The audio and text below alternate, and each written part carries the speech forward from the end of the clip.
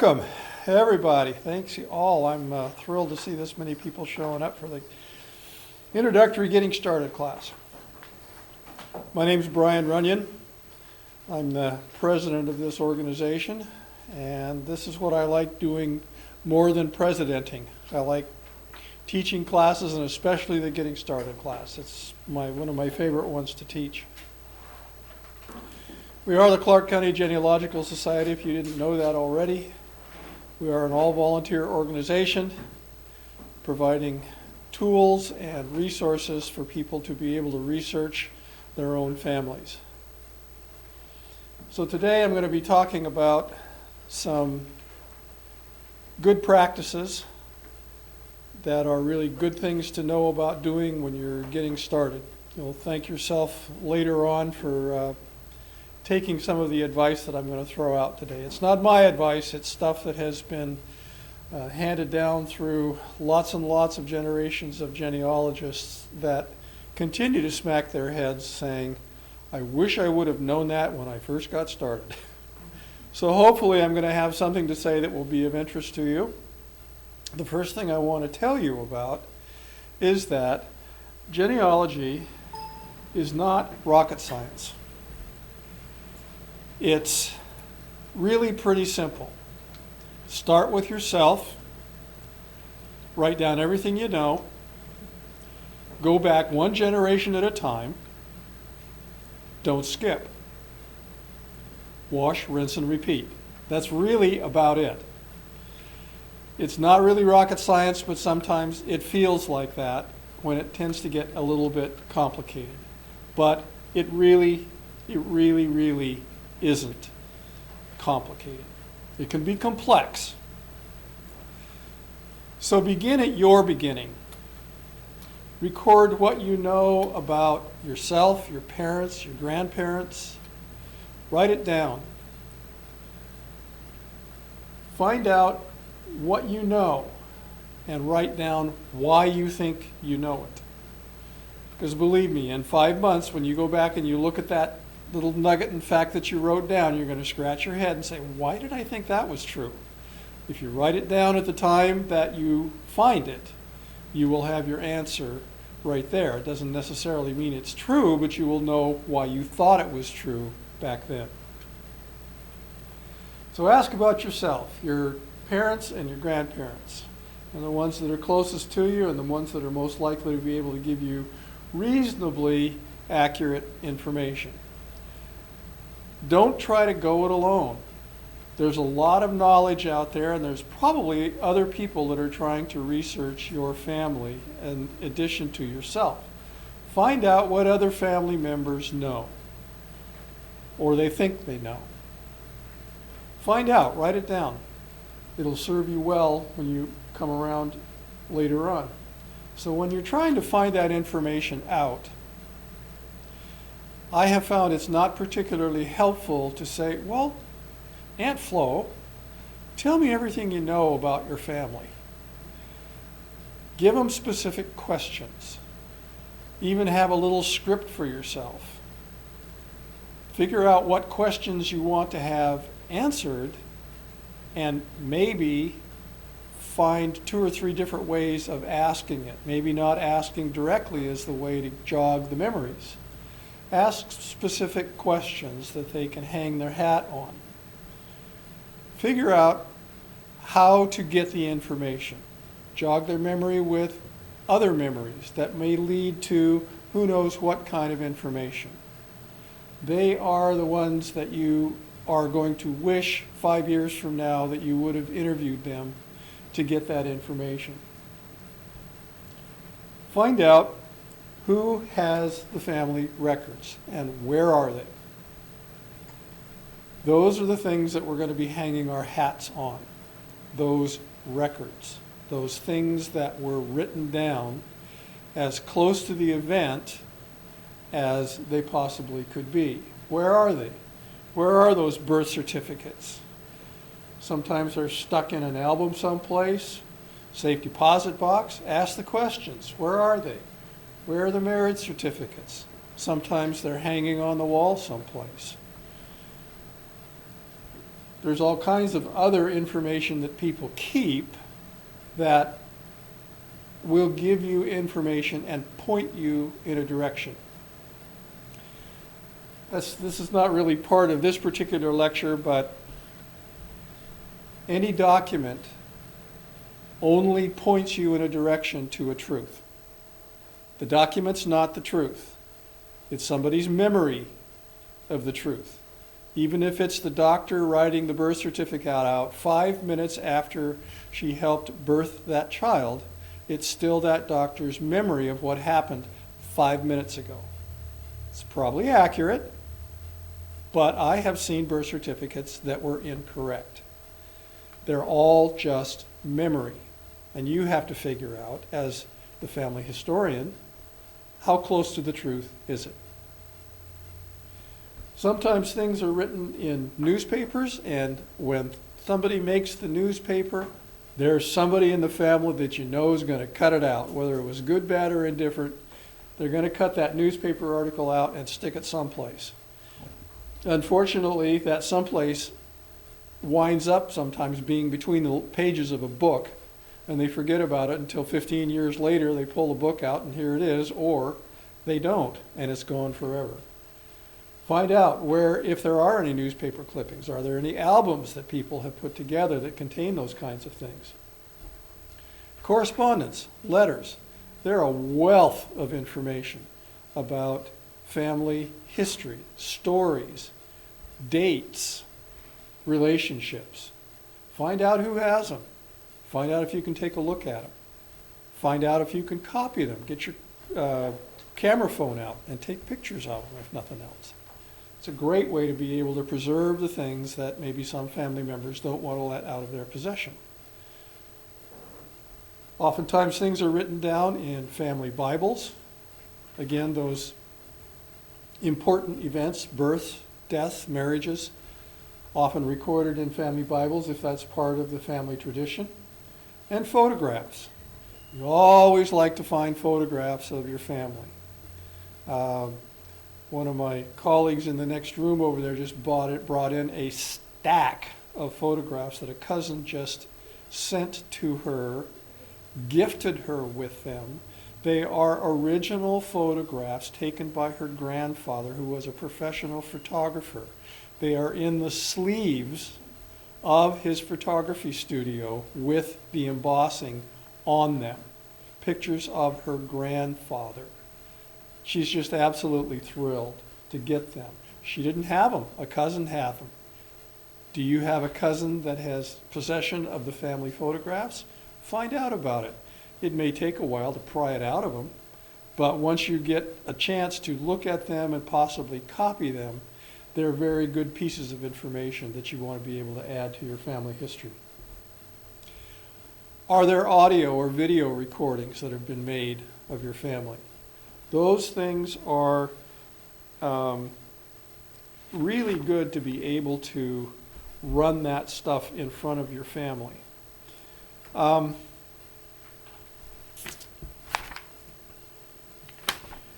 Just because you ask somebody a question and they don't know the answer, don't give up. Continue to ask the question.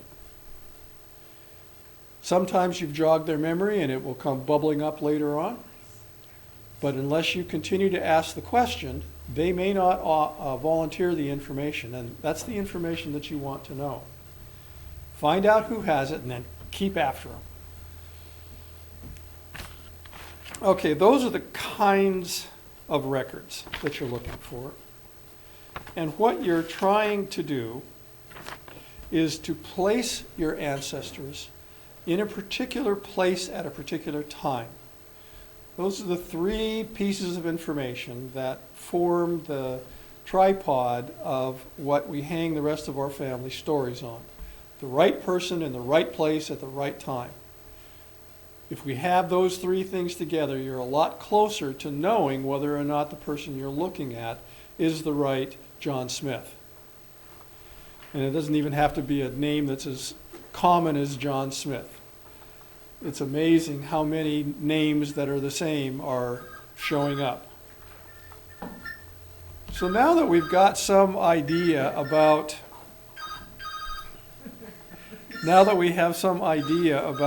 what kind of records we might be looking for, I want to talk a little bit about how are we going to keep track of those records. Are we going to keep them on little scraps of paper floating around on the top of our desk, or are we going to be cool about it and organize it in some way? There's every kind of way to be able to that's not what I want to do. Work with me here. Pardon me. There we go.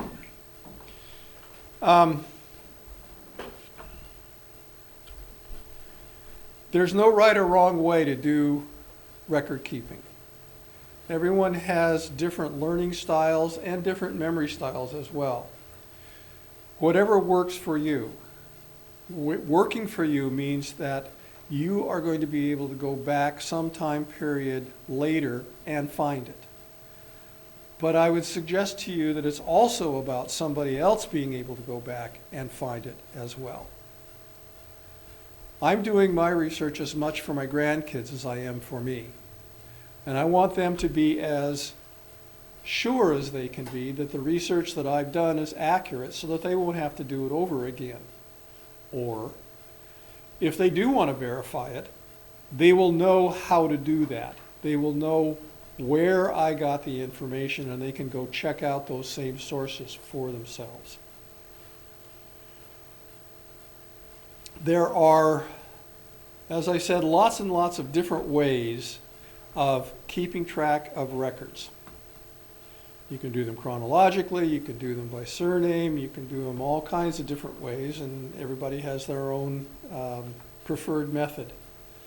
For me, what's true, and this is the method that works for me, is that every event that takes place in a person's life takes place when they are a member of a family unit.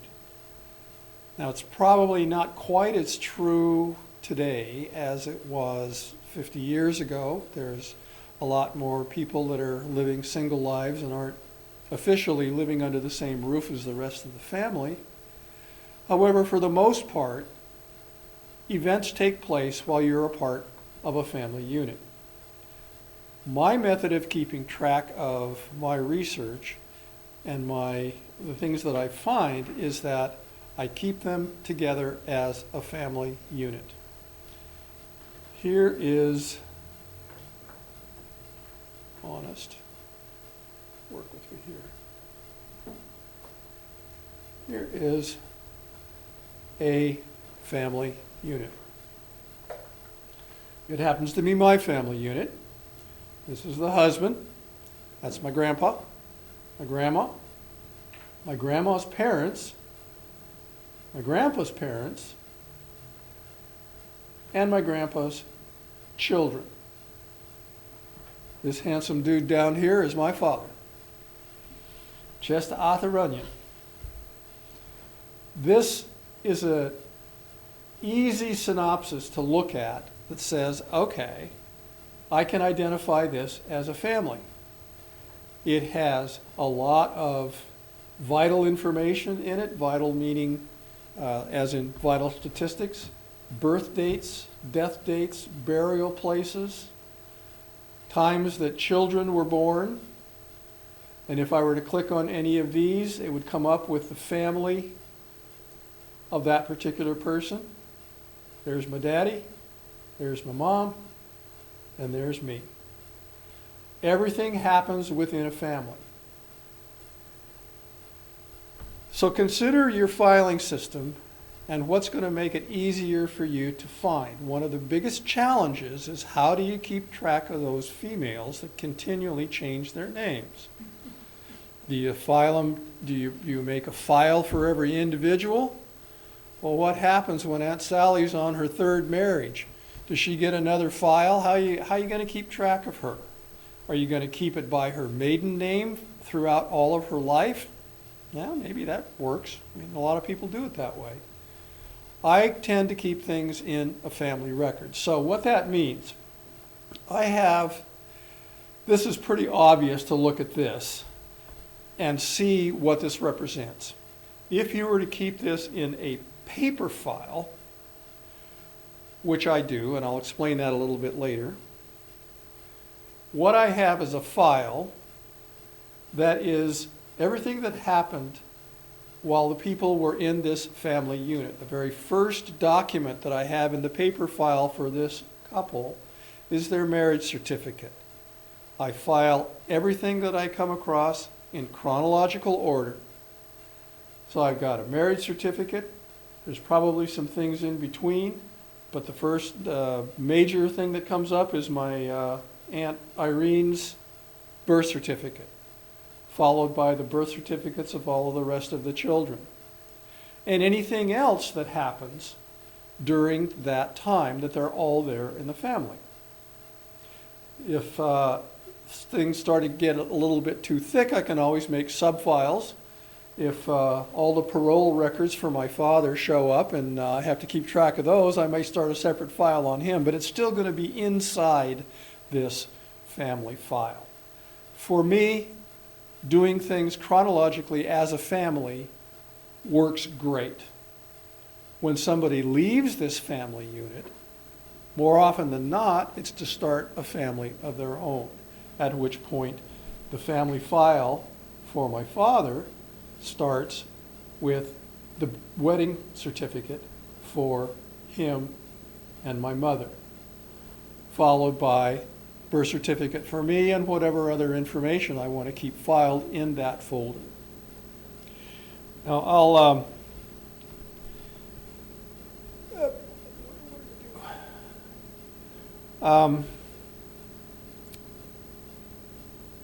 keeping things on paper is perfectly legitimate. Lots of people still do it. I am comfortable on a computer and I like keeping mine electronically. It gives me a lot more flexibility, or at least that's what I think is true, is that I'm more flexible. Paper, 3-ring binders, file folders, filing by particular types of records. There's all kinds of ways to be able to organize this information. So you just kind of have to decide what works for you and your ability to find it out. Now here is a listing of a bunch of different software programs that you can use to keep your research in and the things that you find. And this is in your handout. It's towards the back. These things tend to jockey around. One year, one or the other one is the top spot, and the next year, the next one leapfrogs ahead. But these are kind of the ones that are there, and we can talk about these in some detail if you have any questions about them afterwards. But in the meantime, what I want to talk to you a little bit about is just a brief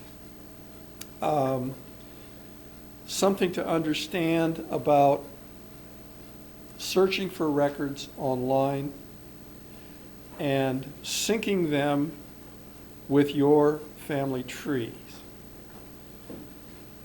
There are all kinds of search engines out there. The two that you're probably the most familiar with are Ancestry and Familysearch. Those are the two big gorillas in the room. They are, their names tells you something about how they do business. Ancestry.com is a for-profit company. Familysearch.org is a nonprofit organization. They both do essentially the same thing. They go out into the world and they collect digitally these days records that they wish to make available to their customer base.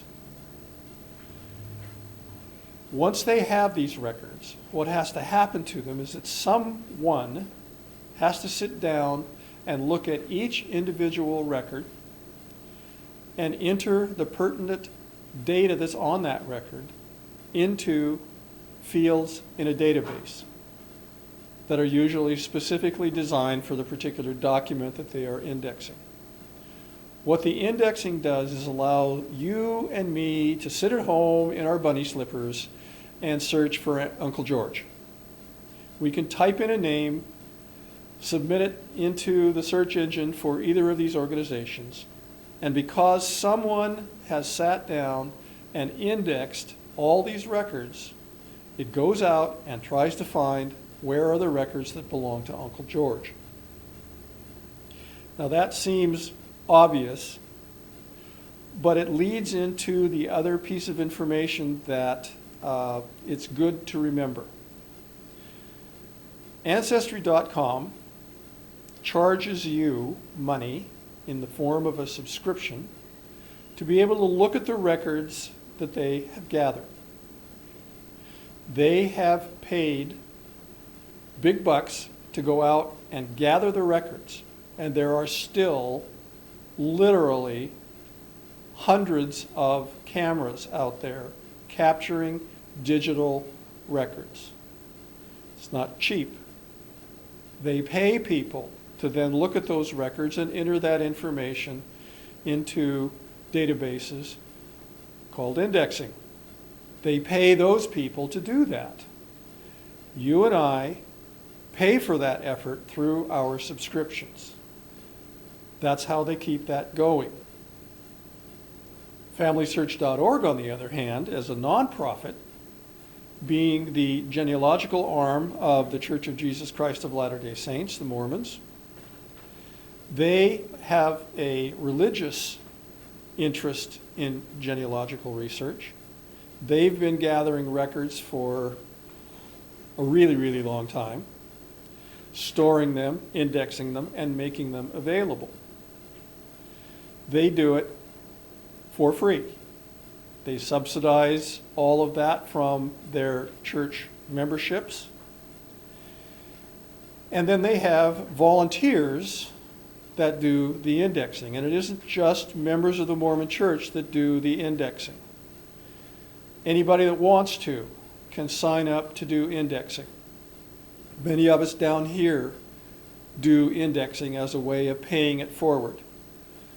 Most of us have found profound things by searching on Family Search's records that somebody else has spent time indexing. So we're very happy to be able to spend, like for me, I spend a couple hours every Tuesday and index and be able to provide access to records that somebody out there hasn't had access to yet.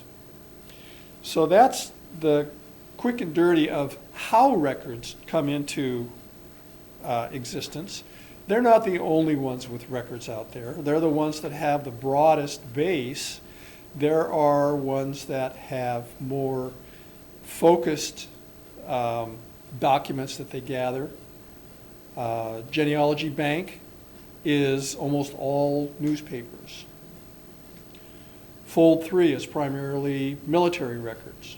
And there are many, many, many, many sites that have the same kind of data gathering and dissemination mechanisms that these two do as well.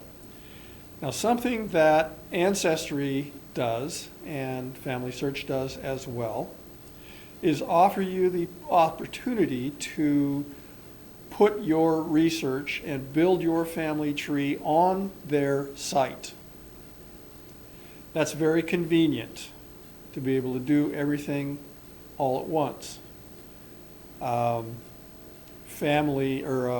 Ancestry, their model is that if you build a tree on Ancestry, it's yours. Nobody can do anything with it. If you make it a public tree, people can look at it, but they can't change it. That's good, sort of. If you don't know where people got their information, it's another pointer to go and look for a piece of information. Somebody thought that this was true. And if they're nice people, they do a great job of showing you why they think something is true. But most of the ones on Ancestry, it's very sparse when it comes to sources. So proceed with caution when you look at them. The other thing is that you can have more than one tree yourself. I've got a cousin that has 4 family trees of which I'm a part of. They're all different and they're all wrong. So just be careful when you look at the information that you find from somebody else's. And I sound like I'm picking on Ancestry, and that's not really true. That holds true for any compiled genealogy that you go to look at. It's somebody's opinion of what's true, and you need to do your own research around it. It's nice if they provide sources that you can go and look at that source as well, but just be careful. In comparison with that, there are a couple of places now that are trying to build something called a one-world tree. They're trying to build a family tree in which every single individual is only represented once. And everybody's in agreement about it. And as you can imagine, that's quite a challenge.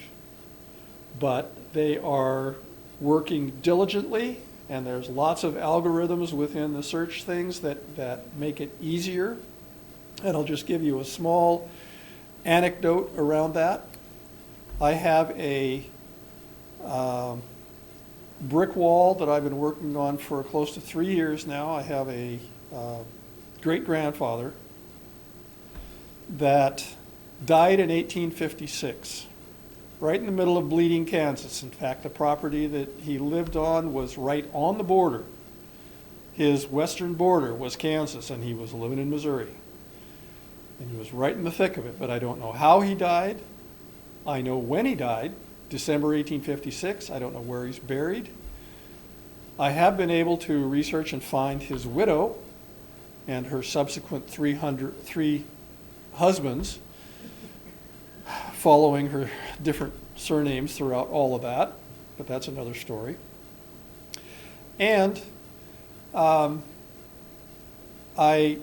decided I'm going to go take a look at this one world tree business and see if anybody else has anything that they might want to say. Well, nobody had anything on John B. Reese, another one of those John Smith names.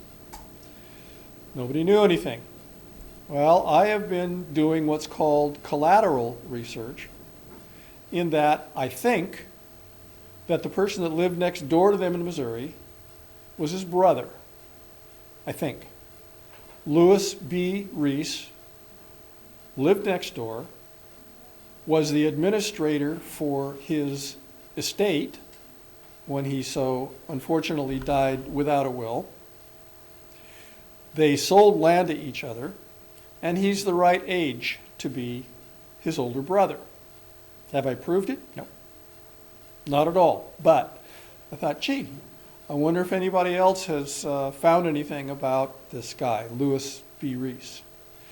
So I went and looked on the One World Tree thing that Familysearch is doing, and here's a Lewis B. Reese, and it's got a set of parents there in Missouri. That's interesting. So I went and followed, this was one that fortunately had a couple of sources there. And I found Lewis with his wife, Charlotte, who from looking at other probate records, I knew that my Lewis's wife's name was Charlotte. I thought, well, that bodes well. This might be something. 3 kids. All right. It's good to know. Write that down for future reference. And then I did what's always a good thing to do in census records. I went back a couple pages and I went forward a couple of pages looking for other Reeses. Were they relatives? Were they, what were they? Are they in the same area? Because back in that era, families tended to stay in fairly close proximity with one another for at least part of the time during their lives. 6 households away, I found what looks to be Lewis's parents. Right ages, Right place, they're right there in Bates County, Missouri, where they're supposed to be. Looking down the list, John Reese, 20 years old. I don't know it yet, but I'm hanging my hat that this is my guy.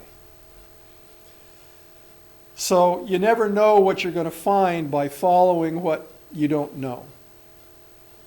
You wind up following it, writing the stuff down, and figuring out how true it is later on as you get more. There's something in genealogy that's called the genealogical proof standard.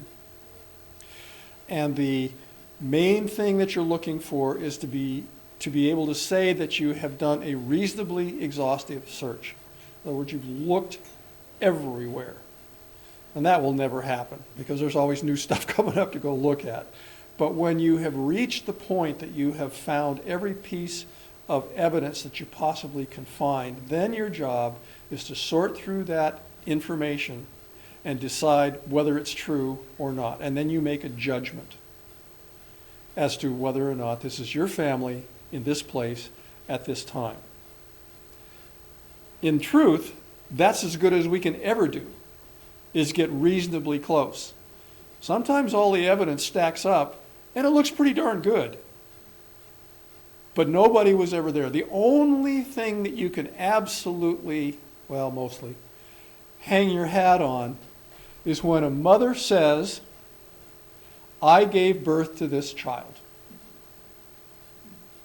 That's the only thing she can say, and the father was Joe Frank over here, but you got to take her word for it. Now we're kind of coming around that a little bit with DNA testing, but the truth of it is any event that generates a record, whether it's just something written in a letter or anything else, like I said, is somebody's memory of it and somebody's opinion about what is true. Everybody's got an axe to grind or something that they want to prove. And oftentimes it's true. What was that? Was it Reagan that was trust and verify? Go back and look. Find out if it really is true or not. All right, I'll get off that soapbox here. So what I would like to encourage you to do throughout all of this is develop some good record-keeping skills. This is a form that you can use for writing your things down if you're doing it on paper. These kinds of forms, family group records, pedigree charts, all these things are available everywhere for free. You can go on to Ancestry without a membership and print off copies of these. We have copies of them here that we can give you. I've given you some copies of them in the back of your handout. Familysearch has things that you can print off. You can Google it up and find genealogical forms. They're not hard to come by and they're very convenient. They're very handy to have. What I would like to ask you to do as you start putting your information down is to be consistent. Do it the same way so that everything is in agreement with everything else that you write. And the gold standard throughout all of this is you start with the smallest unit and go up to the larger unit. And what that means is when you're writing down a date, start with the day, followed by the month, followed by the year. And within that, I'll give you this example. Notice the dates up here are a numerical day, an alpha month, and a 4-digit numerical year. There's good reason for doing that. First of all, don't use the form of 1/22/47. One of the reasons is that not every country in the world does that mean the same thing to. Here, that means January 22nd, and we can make an assumption that it's 1947. That's my birthday, by the way. And in some parts of the country, and that isn't a very good example, so I'll give you another one.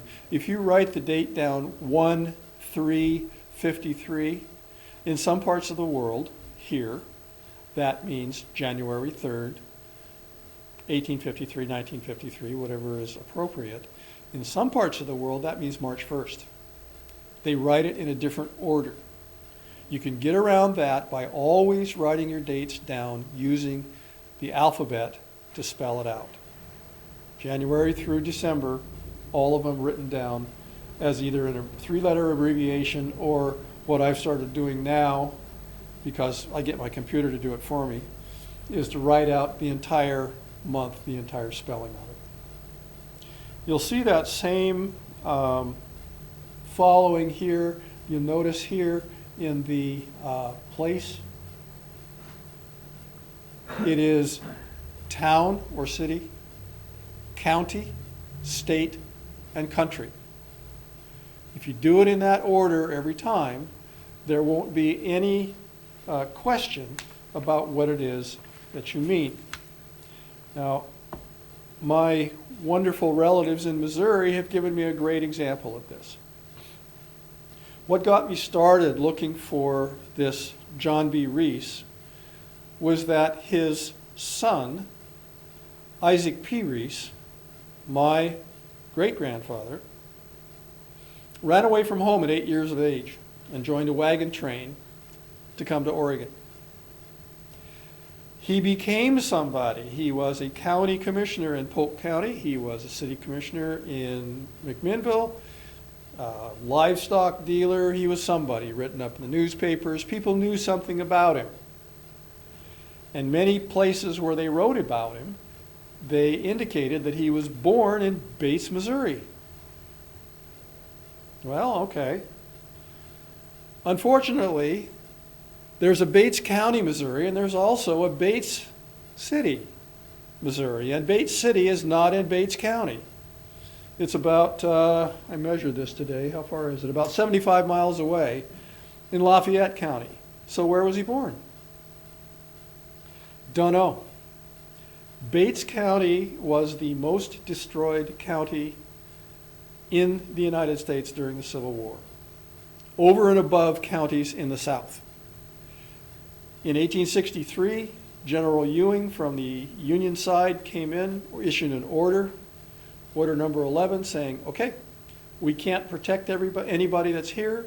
The fighting has gotten so bad between rebel sympathizers and loyalists to the Union. Everybody out of the county. Take your stuff with you. We're going to burn it. And they did. They burned the entire county. Nothing was left. Bates County has had 4 courthouses burned. There are not too many records left. So I don't know for sure where my great-grandfather, John B. Reese, or Isaac P. Reese was born, but I'm pretty sure it was in Bates County. Getting lots of things to surround it, so I'm kind of hanging my hat on it. But unless I would have, if someone would have followed that convention of city, county, state, country, when they recorded this information, I would have saved myself a lot of looking in Lafayette County where he wasn't. So those are two good things to remember, and the general thing is larger to bigger. Just go in that order. In this particular, I don't think I've got anything on here that shows this. The convention that's used in a lot of the computer programs is that if you don't know, put in a placeholder. If you're keeping paper records, that might be a good thing to do as well. What that means is, for example, if I didn't know that my grandfather was born in a little town by the name of Coyne, I would put in a comma, page, Iowa, comma, United States. That comma at the very beginning tells me there's something missing. Now, I've also started adding the other convention as I put things down, that if I don't have a city, if I only know the county, I put the word county after the name of the county, just so I have a double check that I know. So if this one didn't have this city on it, it would read Page County, Iowa, United States. It's another one of those things that 6 months from now, when I come back and take a look at this, it's going to jog my memory as to, oh, that's right, I don't know exactly where this was. I know kind of, sort of, where it was. So do things in that order and be consistent as you go through. There are lots of places and lots of ways to be able to keep records. Decide which one works for you. Be consistent and file them in a way that you can find them. So now let's talk a little bit about where are we going to start looking. Let's do this. Where are we going to start looking for these records? Well, we've already talked a little bit about the big databases out there, Ancestry, Familysearch, US GenWeb. There's all kinds of places. But what I would like to call to your attention now is the place that is my go-to. If I don't know where to look for something, where would I go to look for it? I have just come down here to the library and asked somebody that knows a lot more about this than I do and say, I can't find this. Where is it? Where am I going to look for it? Well, I'm going to show you a place that will help you answer that question. Cindy's List has been around for more than 20 years. Cindy Ingalls gathers up genealogically relevant websites and puts links to them on her webpage called Cindy's List.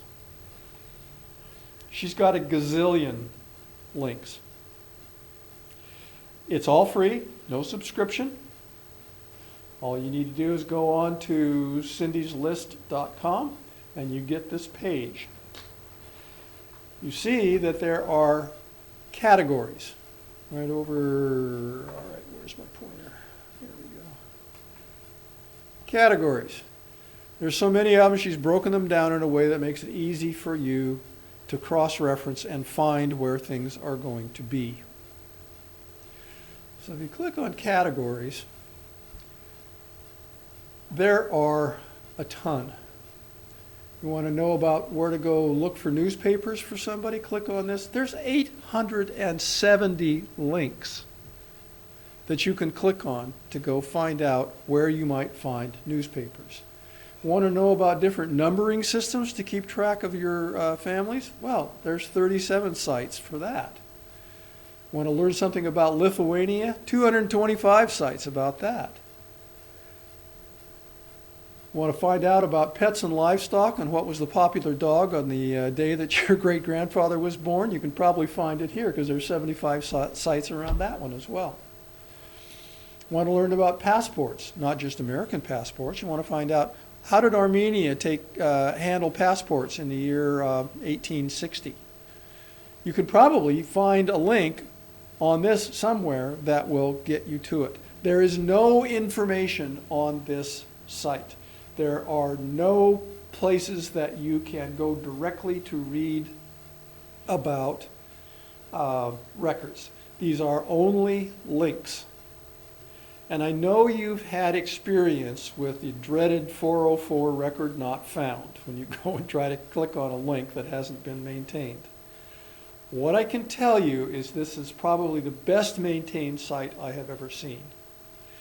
It is done on the Wikipedia model, the wiki model, in that everything that is on here is curated by Cindy and the small staff that she has. However, if I come across or you come across a link that is broken somehow, that doesn't take you where it's supposed to take you, all you got to do is click on another link down there that says report a broken link. And it sends a report in. It literally takes you 10 seconds to send a report to them saying this link is broken.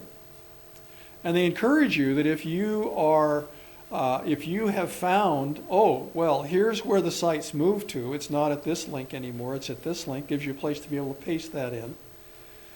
To send to them, they will then go check it out and make the corrections. They're very encouraging about people, because the wiki model is that those that are the most passionate about having the accurate information are the ones that should be in charge of keeping it accurate. And that's what she does. She asks people that are looking for things to report when things are broken, give her suggestions of places that might fix it.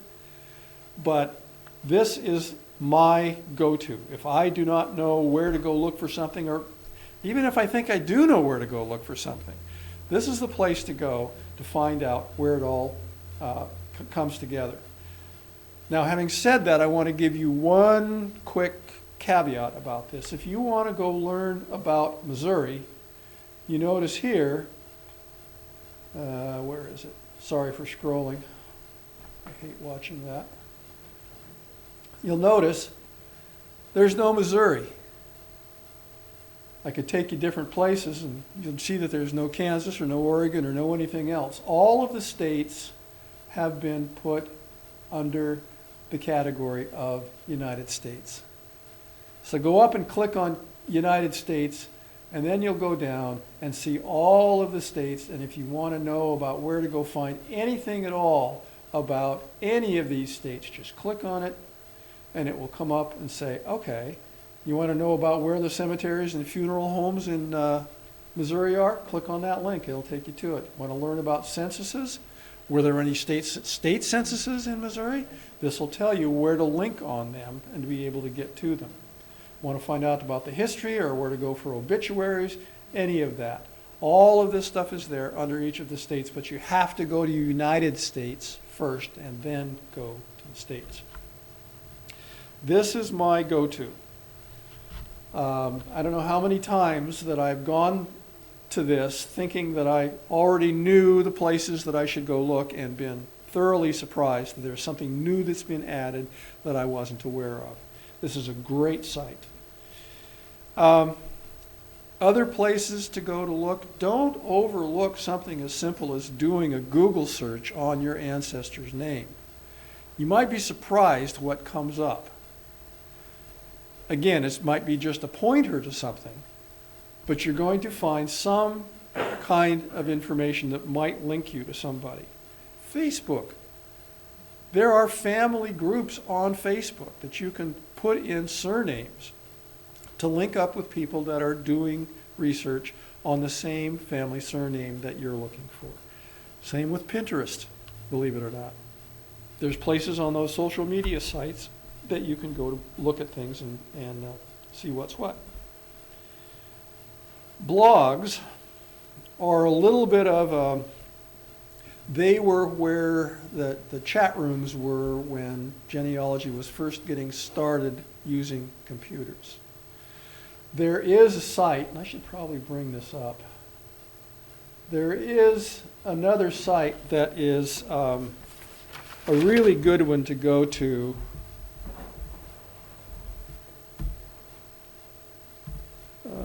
Is it .org? I think so. This one has been around for a really, really, really long time. It's run by volunteers, and it's broken down by states, and then the states are broken down by counties. These are very labor intensive to keep up, and it is volunteers that do it all. Our dear colleague down here, Alice Allen, who sends our newsletter out, composes it, is the coordinator for Clark County on US GenWeb. But this is a great place to go and look to find out what you might know or what you might want to connect up with. So let's go take a look at Washington and go down here and look at Clark County. Oh, look. Hi, my name's Alice Allen. I'll be your host. So there are all kinds of places to click on and link to. And again, these are places that are kept up by volunteers. So you can go and find information on any of these things that, and here's the caveat, on any of these that are up to date. Again, it's volunteers that do this, so oftentimes things kind of fall through the cracks. It's not like I have seen it on Cindy's list. Cindy's list is kept very current and up to date. This is a little more sketchy, but it is always a good place to go look. Now, having said that, there are libraries around, all different kinds of libraries. Ours, of course. But there are university libraries, there are public libraries that have information. But the specific thing that I want to bring to your attention about our Fort Vancouver Regional Library down here, one of the things that you will use to start off with your research is census lists. Those are the snapshots that are taken every 10 years that put people in a place at a particular time. You can find them lots of different places. Ancestry is good, as is Familysearch, but you can also search for them at the library, because almost all of the public libraries in the country have a subscription to Ancestry. But all you need is a library card to go in and be able to access the library edition of Ancestry at the library. Now, you can't get to your own family tree, but you can get to pretty much everything else. We have a subscription to the library Ancestry version here at CCGS as well. But if you want to get to just the census records and you don't want to get out of your jammies, well, if you've got a library card, you can do it from home. And here's how you do it. Go to Fort Vancouver Library, and you might want to write down this path that I'm clicking on here, because they've just recently changed their website. I'm not real happy about it because it's not quite as intuitive to find what you're looking for. But in the case of being able to get to census records, it is in a program that's called Heritage Quest, just like it sounds, Heritage Quest. So if you go over here to e-resources and learning tools and pop down here to the alphabetical listing, go down here to the H for heritage. Are you awake? Yes. Scroll down here to Heritage Quest. Then you will need to, I don't remember if I've still got this on my, oh, I do. My library number and your PIN that you've registered for. And, drum roll, here is Heritage Quest. And you have access to all the census records. You search on it the same way that you do at Ancestry or Familysearch. As it turns out, Ancestry, in its great way of gobbling things up, owns Heritage Quest now. But they have said they are going to keep it free. They're not going to make it hidden behind a paywall, and I believe them. And the one thing that them taking over Heritage Quest has done is it has made the made the search parameters fuzzy, and that's a good thing. Before they purchased Heritage Quest, you had to type in the exact spelling of the person that you're looking for. And we all know how many records have spelling errors in them. So you had to type in a separate search for each one of the possible spelling variations. That's not the case any longer. You can type it in and it will do a fuzzy search. Now, I'll give you a little story here about the 1940 census. You may or may not know, censuses are locked up for 56 years, and you can't get to them. Well, actually you can. You can petition to be able to look at your own family's census record, if it was, from 1980 or whatever. But if you want to just go search for something, those are not publicly available for 56 years. Well, the 1940 census, did I just lie? 72 years. Sorry, 72 years. You'll cut that out on the tape, right? 72 years. The idea being that a whole generation will have passed away by that time, and it's safe to let the general public look at information that is on the censuses. When the 1940 census became available, it still had to be indexed. So they put out a huge call for volunteer indexers. I can't remember how many million people were on the 1940 census, but a lot. They expected that it was going to take 6 to 7 months to be able to do the indexing. A lot of us down here signed up. A lot of other genealogy societies around the nation signed up to volunteer. It was done in 6 weeks. It was absolutely amazing. Everybody had been waiting for this for so long that it was like, let's do it. Let's do it. So I'm all excited. I'm finally going to be able to look at my daddy's 1940 census record. This is just before he takes off for World War II. He's still at home.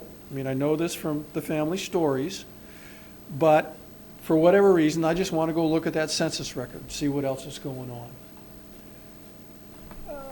So let's just do this for a second. Let's go take a look at 1940. And sometimes less is better. Just because you know or think you know a piece of information, sometimes it's better just to leave it out and see what comes up. So let's just put in the last name, not look for any particular family member. Let's just look for the Runyons. But let's look for them in, let's see, 1940, they're going to be in Wichita, Cedric, Kansas, USA. Notice this, little to medium to bigger to big. And I'm going to say, let's just look exactly here. Well, let's look. Where's my search button? There it is. Well, we got all kinds of them in here, and I'm not going to bore you with this except to tell you that they ain't there. They're not there. So my first thing is I went back and said, well, okay, how about if we don't make it exactly Wichita, Kansas? Let's just state adjacent states. Let's go look. Well, that's now bumped it up to 1,000 of these, and again, I won't bore you with going through them, but except to tell you that they ain't there. I knew that they were there. They were supposed to be there. My dear Grandpa Fred, that for many, many years bragged about the fact that a drop of liquor had never passed his lips. I knew they weren't out on a bender someplace when the census taker came by, but they weren't there. So I used a little trick that is a good thing to know about when you're searching, and that is that you can use wildcards. That means you don't have to type in the entire name. I know this is supposed to do fuzzy searches, so it should have found Runyon spelled R-U-N-Y-E-N-O-N-I-N-I-O-N. There's probably 18 different ways to spell Runyon. The original one coming from my 1680 ancestor in Piscataway, New Jersey, was spelled R-O-G-N-I-O-N, Runyon. I'm sure they swallowed it when they said it. So I'm going to just type in what I'm thinking might just turn it up, and then follow that with finding my glasses to find where the asterisk is. I'm still going to look for them at least in Kansas.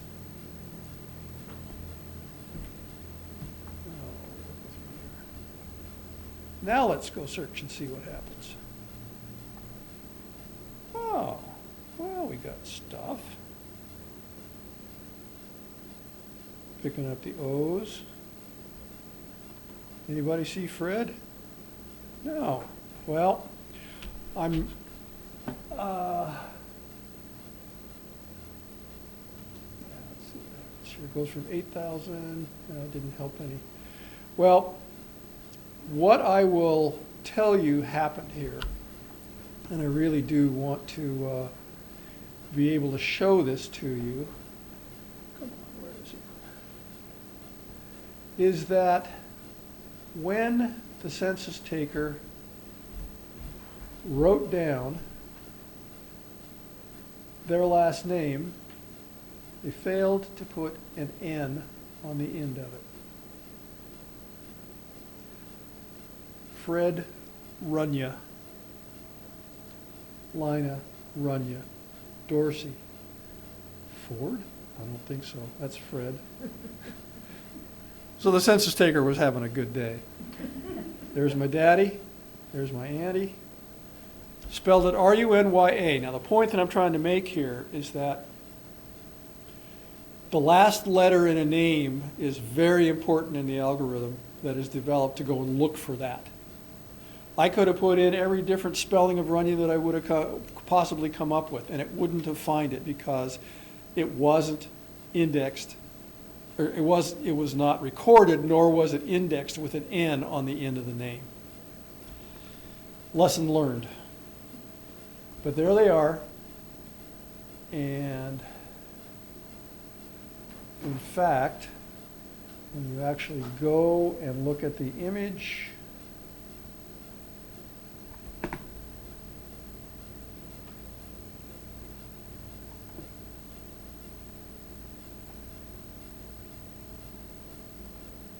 it is, in fact, no N. Now, if it was Noel, it would be a Christmas card, but it's not that. I'll be here all week. I just know my grandfather. Yes. I didn't know that he, in 1940, was living with his father-in-law. And of course, his wife, and my dad, and my uncle. Cool. Cool stuff. So this is what you can do with your library card at home, relaxing. Just go on the Clark County, or where are we? Get into Heritage Quest by following that path, and you'll be able to search the census records. But I want to show you, I'm going to back out of this a little bit. Pardon me for doing it this way. Within Heritage Quest, Three librarians told me that you had to be in the library to use any of their services. not true. So take it with a grain of salt. Yeah. Nope, I don't have any special compensation. Now, you can't get into Ancestry unless you're at the library. But you can get into Heritage Quest. And what I'm going to show you right now is that it's not just censuses that Heritage Quest has. Can I ask a question?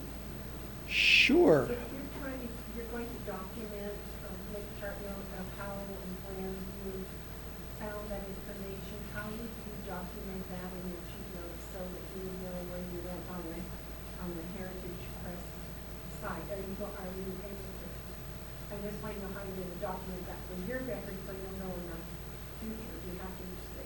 That's a whole nother class. And no, I won't put you off. I mean, I'll tell you a little bit about it in detail. Because I mean, if it's internet stuff you're getting versus physical hard copy that you're looking at, Sure. or a book or something, Right. or whatever, I know how you document that. Well, I can tell you how I document it, which is there is something that I mentioned, the Genealogical Proof Standard earlier.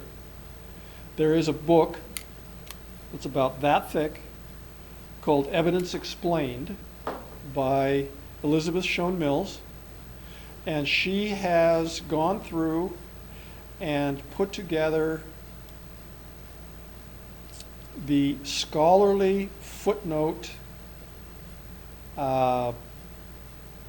pattern that you should follow for documenting almost any kind of document that you will come across. The explanatory part of that book only takes up about that many pages. The entire rest of it is examples of how to be able to document them. Now, that sounds pretty daunting to be able to figure out how am I going to do this. That's one of the reasons that I like using my genealogy program, Legacy, because Legacy has taken that every one of those patterns, every one of those templates, and folded it into their program. So when I say I want to add a source, and I say I want to add a census source, it populates my screen with a fill-in-the-blank template that then generates the appropriate, correct footnote that sources that item. Now, having said that, what you're trying to do when you're sourcing something is to make it possible for somebody else to find that same document. So you can say that it's on Ancestry or it's on Familysearch is where you found it. But where you have the opportunity to put in repository on any of these things, then is where you want to put in where does that document really live. In the cases of the censuses, they're in the National Archives. That's where you want to say this is where they live. Tell people, if you want to go look at them, if you want to look at copies of them, you can go to Ancestry, you can go to Familysearch or these other places. But the repository for the actual document is not online. It's in some other repository someplace. So that's the general outline of what you try to capture when you write up a source for something. Is that okay? So I just mentioned the Federal Archives, National Archives and Records, something or other. They're a great resource. We have one up in Seattle. The people up there are incredibly helpful in knowing, this is the biggest thing that I find when I go to a library. Actually, when I go to the store and I ask for help, I want the person that I ask to know what's your product, what's your stock, where is it? And the people at the National Archives know their stuff. And it's absolutely amazing to me what they're able to come up with. Another little side note of someone that knew his stuff. I just, a couple of months ago, got back from a trip to Missouri, where I was trying to find my John B. And at that point, all I knew was that he died sometime before December of 1856, because that's when I found the first probate record where what I think is his brother, is appointed as the administrator for the estate. So I figured, okay, if they're doing an estate for him, he's probably dead. So he probably died sometime before December or whatever it was, 1856. But that's all I knew. I visited, while I was back there, the Bates County Museum. And they have some of the most amazing stuff in there. And the gentleman that was helping me was very, very knowledgeable about what it is that they had in their collection. So I'm going through plat books and I'm finding stuff and I'm getting all excited. And at some point, here he comes with this tome, this great big leather-bound book. And says, I think I found something. Opens it up. It's a stray book. It was where when someone found an animal or an animal wandered onto their property, they went to the county and registered the fact that they had a stray animal. Now, in one case, you'd think, well, wasn't much going on in that area at the time. Why don't you just, yeah, this is my chicken, or whatever it was. I guess you don't brand chickens, do you?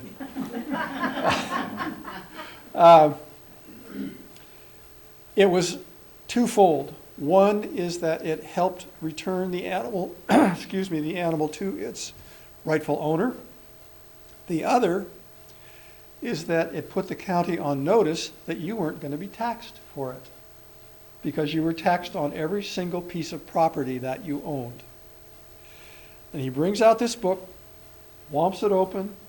Here's John B. Reese reporting that he has a stray roan mare that wandered onto his property, 14 and a half hands high, whole description, yada, yada, dated May 1856. So now, all of a sudden I know, well, he's alive in May, he's dead in December. So now I've got a window that I didn't have before, and it was because this guy knew what he had. He found lots of other interesting things for me as well. Like, well, actually it wasn't him, it was a lady at the courthouse. I had the first land record that John B. Bought, cash entry, had it all plotted out. I was going to go visit the place. This was really cool.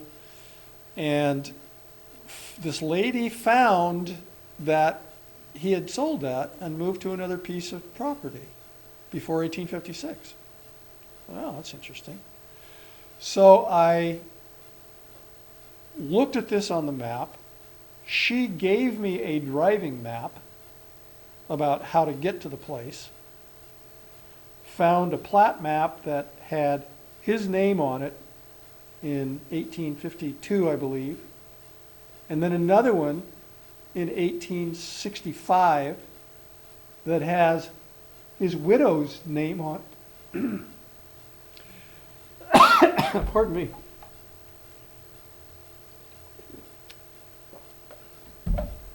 With the first of her next three surnames. But I knew it by that time, that I knew that who that was. So I said, okay, cool, I'm going to go drive out there.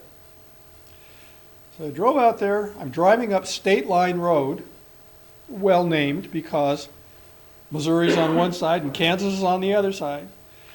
And I get to the place where she had shown me on the map. This is where it was. And I drive up and I look over here into Missouri and look down the driveway, and here's a agricultural operation of some kind. It's got some farm buildings and farm machinery and stuff going on over here. And I thought, oh, that's cool. And here comes the driveway, and here it goes across the state line, and here it goes the driveway up into where the house is. That's obviously, from the looks of it anyway, these are connected.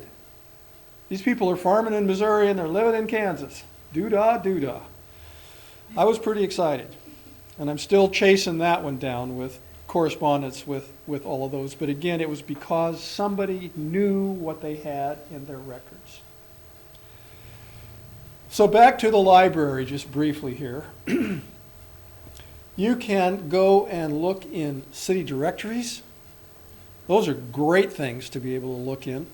It was the prior to phone books and phones being common, you could go and take a look at somebody's city directory, which I've gone into and found my uncle or my grandpa Fred. He's a produce dealer. You can search for military records, immigration records. You can get to all kinds of things through Heritage Quest. So it's a good resource that's available to you with your library card. There are state archives. State of Washington has started a state digital archive, so where they're putting everything into digital form for safekeeping. Of course, genealogical and historical societies have information as well that you can go and look at. So, let's see, where Are are we? naturalization records? I'm sorry? Would naturalization records be in an immigration record? Might be. I mean, Might be. I don't know where you would start. I mean, I don't understand this stuff, so maybe something like that. Well, you're going to be coming down to the library for a while, aren't you? We can certainly help you do that. Immigration, those are great records to be able to have. One of the first places to start is in the 1880 and 1900 censuses, lists. Shouldn't say lists. There's a box on there to write in year of immigration, which is a great thing to narrow down when somebody came into the country. Then you can start looking. Not everybody came in through Ellis Island. 75% of people that came in during that time period of great migration did come in through either Ellis Island or its predecessor,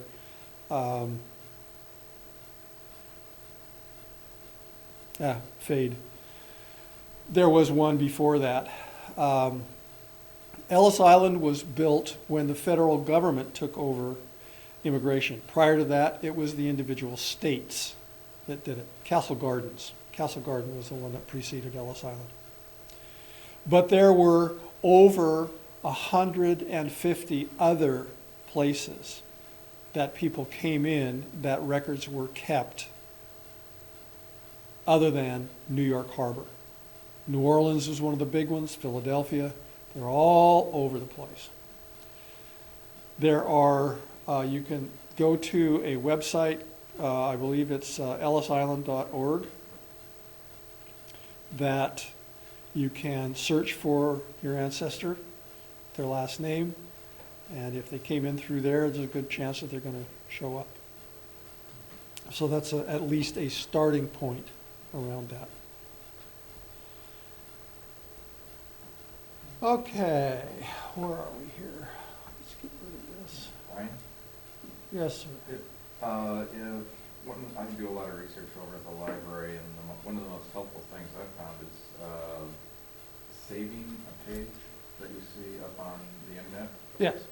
Doesn't always seem to say, you don't get all the data, but if you use the Microsoft Print to PDF, you get everything. And so PDF has turned out to be my friend. That's a very good piece of advice, especially if you're trying to save stuff off of Ancestry. They have a nice little print button on a lot of the stuff that comes up, but if you try to print it, it's unreadable. It's like somebody's made it out of silly putty and stretched it out. So that's saving it to a PDF is a really good piece of information that will help you save those documents. When you go through the print command to do it, you just click on your printer and select Microsoft Print PDF. Cool, thanks. Yes? I don't know what the Fort Vancouver library system offers in addition to Heritage Quest, but the Multnomah County Library System is very welcoming to other people from Vancouver, and they have a lot of stuff as well. They have historic newspapers that you can access. They also have Sanborn digital maps, and then they also have, what is it? It's general land office records. So you can also find plots of land and things like that That's there right. as well. I don't know if Fort Vancouver has all that as well.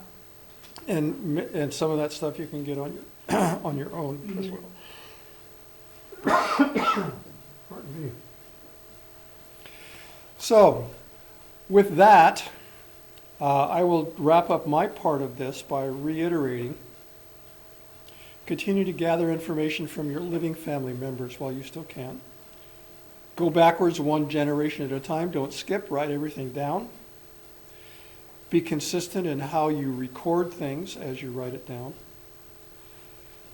And something that I haven't touched on yet, but is very important: be cognizant that there are living people out there that should not have their information shared either on the internet or in any other way. Don't share any information about a living person unless you have their permission, and even at that, be very, very careful what you do with it.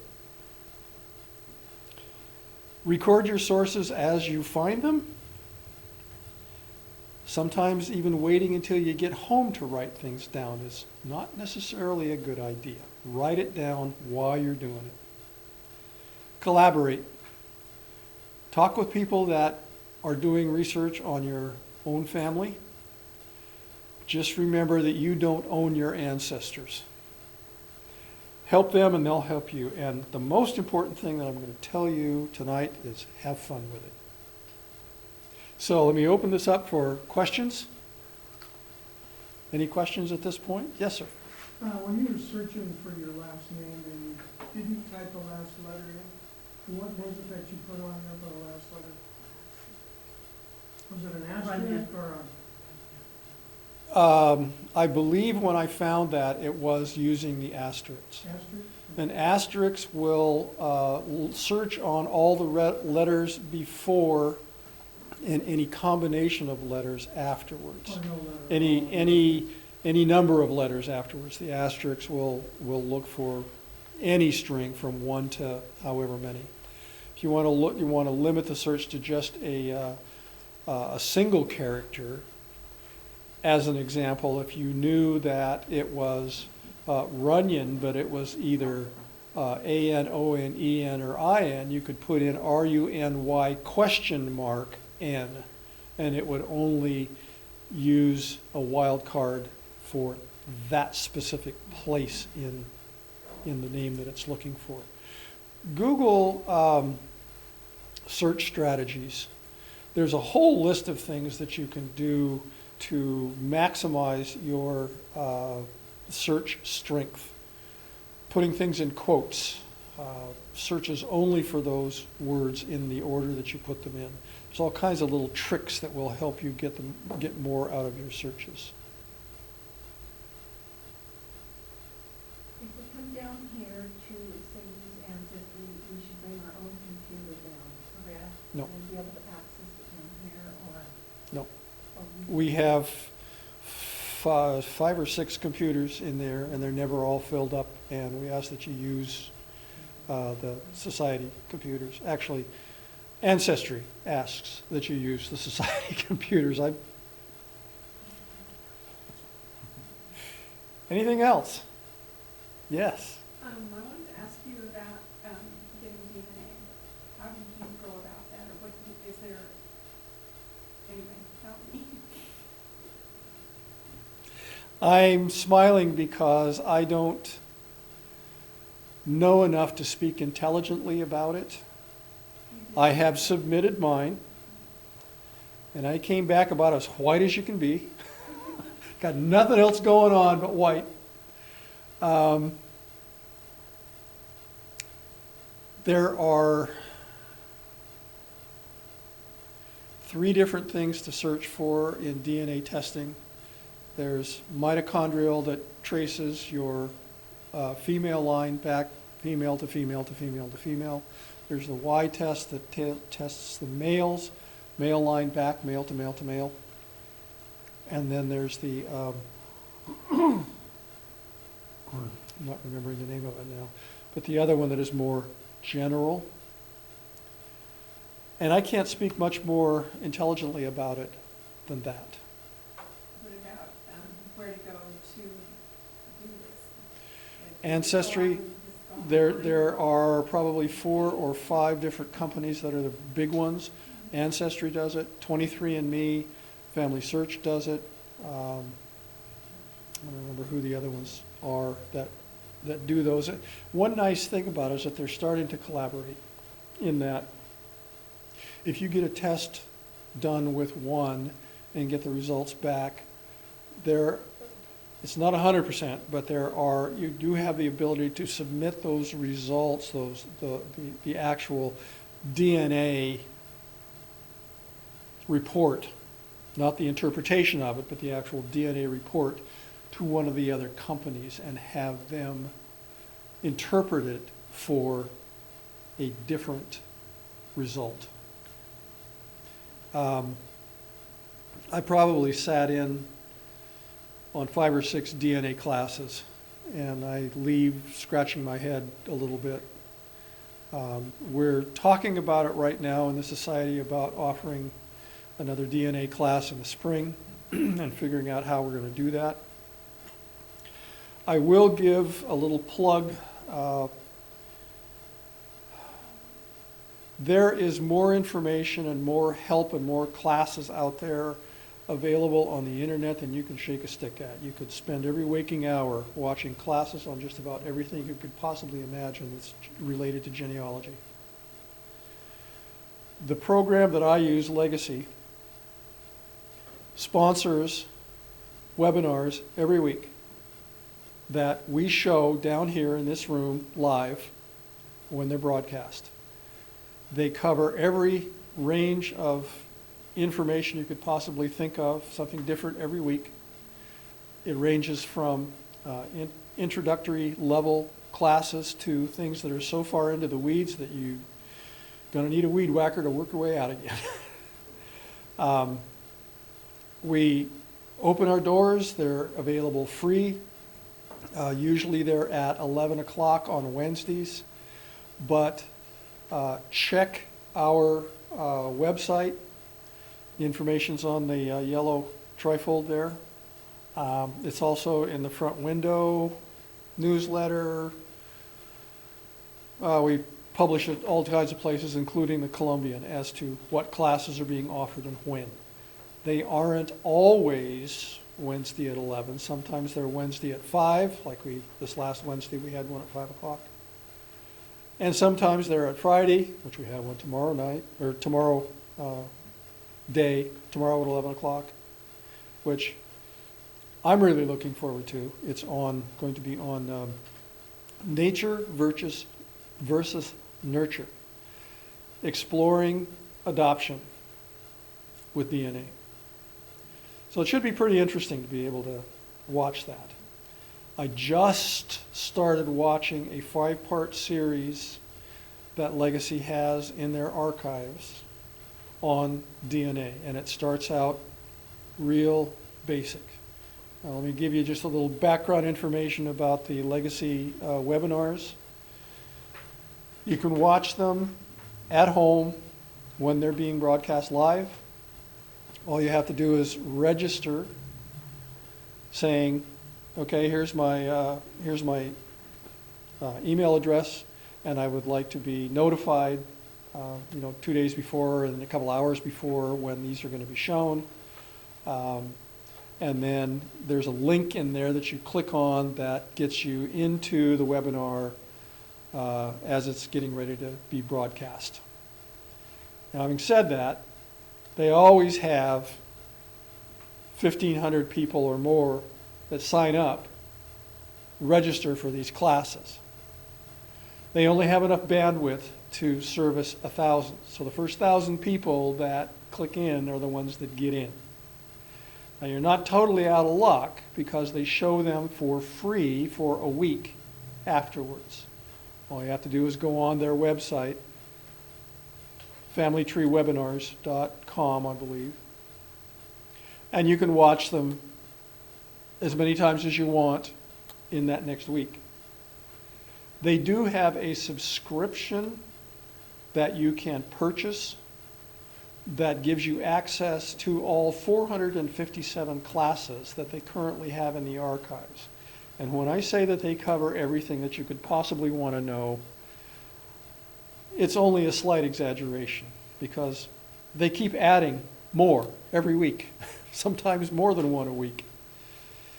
But there is great information available through that, as is through other genealogical societies that have the ability to show their webinars.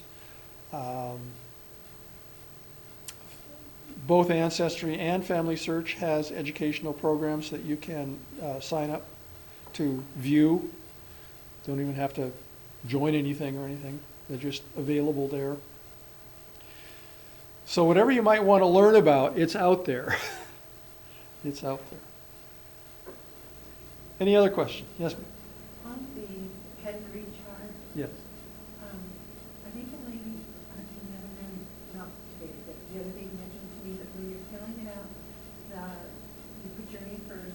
father is on the top line and the mother's side section's on the bottom section, Mhm. is that correct? Okay, Yep. right. Okay. All right. Thank you all.